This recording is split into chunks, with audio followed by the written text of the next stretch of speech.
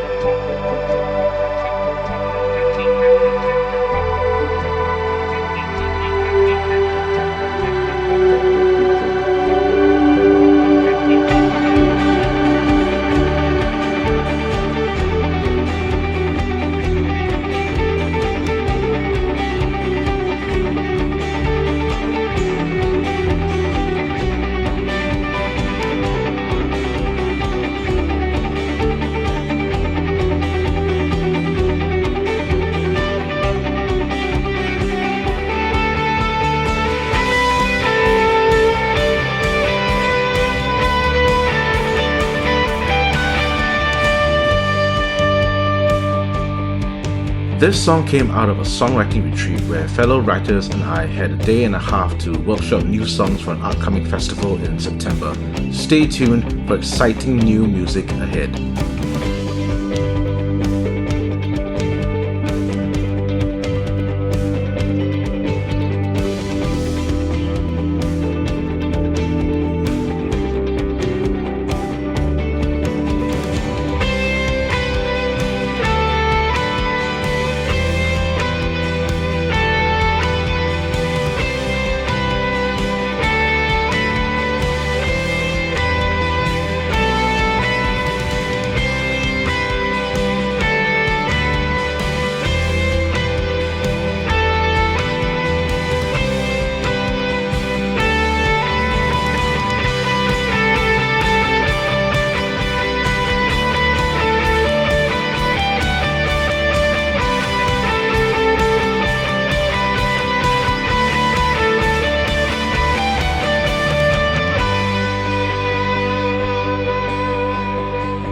Number 2. Less reverb. I know what you're thinking. How can less reverb be an upgrade? Let me explain.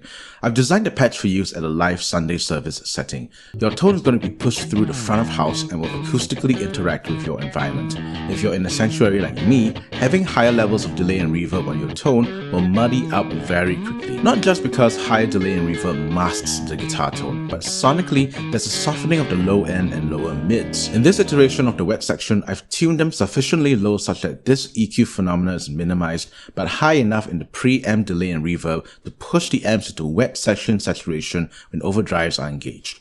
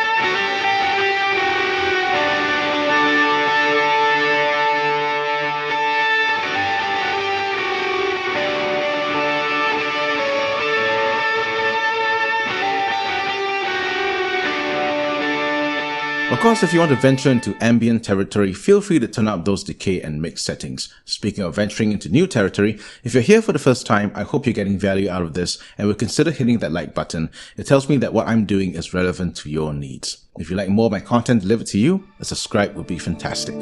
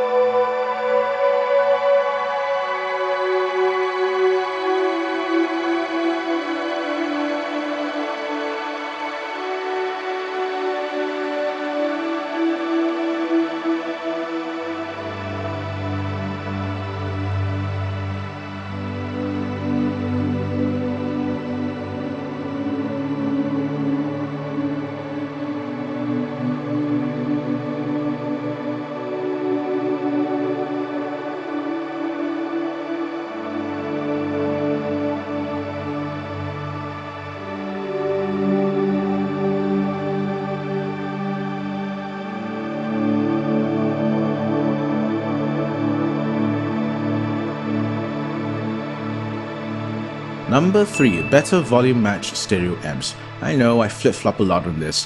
In my last iteration, I provided a set of mono sum patches and gave the pitch that mono summed could be better than true stereo amps. One of the issues that mono summing addresses is the volume mismatch that happens when you try to tweak two different amps in stereo. The AC style amps and the Helix have this phenomena of reacting very strongly to overdrives, which is great for jumping volume between a clean tone and a drive tone so you won't get buried in the mix. However, that's a problem when it's stereo with a Fender style amp, which in the Helix doesn't react as strongly to overdrive. And while we're here, what about you? 1 amp? 2 amps? Mono? Stereo? I'd like to hear your comments in the comment section below. So to deal with this issue, I put a mono gain block after the AC amp and used that to normalize the stereo volume while on clean. On other snapshots where the overdrives are engaged, this gain block toggles off, which will hopefully even out the drastic volume jump relative to the Fender amp. But that's not all. I'll share how to objectively even out stereo amp volumes using a meter to visualize how much gain you should be adding. So you're now at the penultimate step. You love the way your amps sound, but there's one problem.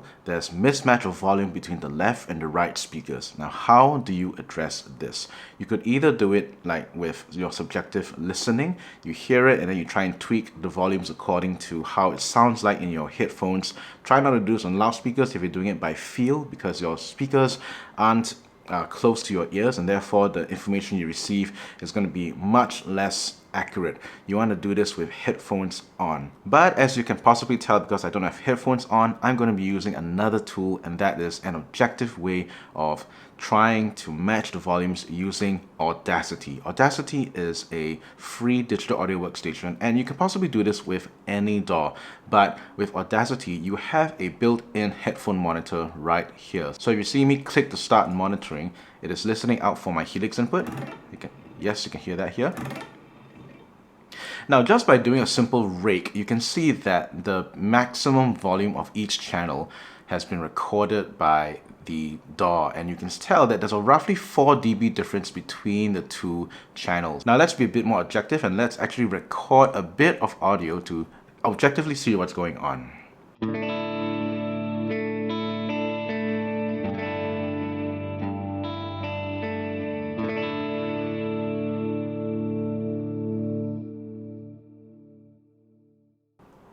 Let's stop the recording there. Now you can see that there is a difference between channel A and channel B. Channel A is a lot louder in terms of how much space that the sound waves occupying the sonic space. So we are going to do a few things. You're going to go to the track properties. You're going to split stereo to mono. So each side of the stereo field occupies its own mono track. You're going to turn this left and right to make sure that this remains true stereo. Now you're going to highlight the entire track. You're going to use Effect, Amplify, and we are going to, let's say, arbitrarily choose a peak amplitude of -3 dB. Now take note of this number, 7.809 dB. This is how much amplification the current channel needs to hit -3 dB. So that's 7.809. Now I'm going to have a calculator up so I can have this up and running. 7.809. Let's keep that number there for the moment. So let's amplify this to minus 3 dB. Now we're going to do the same thing with this channel. So highlight the whole channel, amplify, and now we're going to go to minus 3 dB. Now look at this number here, 12.26. That means it's going to need 12.26 dBs of clean boost in order to reach that peak amplitude of minus 3 dB, which is very different from channel 1. Now, the difference between channel 1 and channel 2, you're going to take this number minus off the number that we just recorded earlier. So 12.26 minus 7.809, or let's go the other way around, 12.26. What do we get? We have minus 4.451, which means to get channel 2 to be the same volume at minus 3 dB with channel 1, there is a difference between 4.45 dBs. So just for fun, we're going to hear whether channel 1 and channel 2 really do sound the same.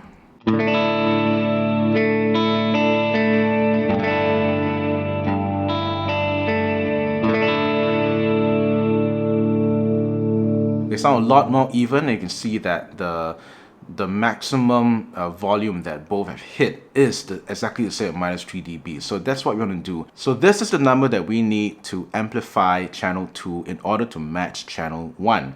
So go over to HX edit and then move over to the mixer block at the end of your dual amps chain. Currently both are set to neutral at 0 dB. So we want to amplify channel B to match channel A, because channel B is currently here. We want to boost it up to channel A's level. So what do? We take the previous number that we found out, minus 4.45. Let's try 4 dBs and see whether that makes a difference. And just to check, we're going to use the monitor in Audacity.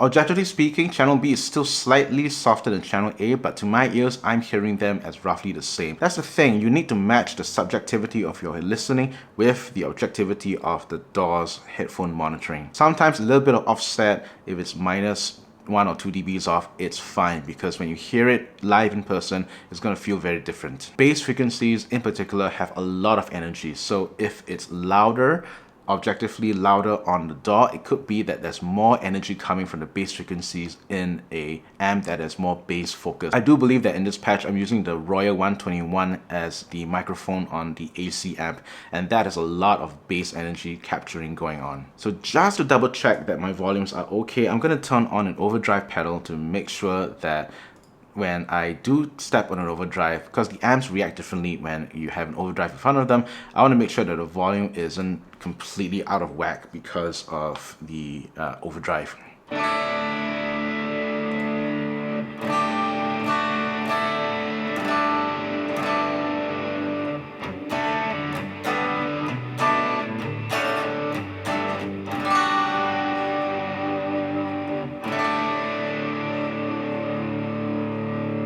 So there you have it. That's how you volume match two different amps on a stereo signal path in the left and the right ears. In conclusion, tweaking and tone chasing are iterative processes. We're never really there, but we can have fun along the way, which is why this series is called Tonal Recreation. I take on a tone and attempt to recreate it and have fun while doing it. If you'd like to see my take on Nigel Hendroff, previous takes on David Hislop, check out this playlist here. I'll see you there. Until next time, I'm Justin, and I'm all about worship guitar.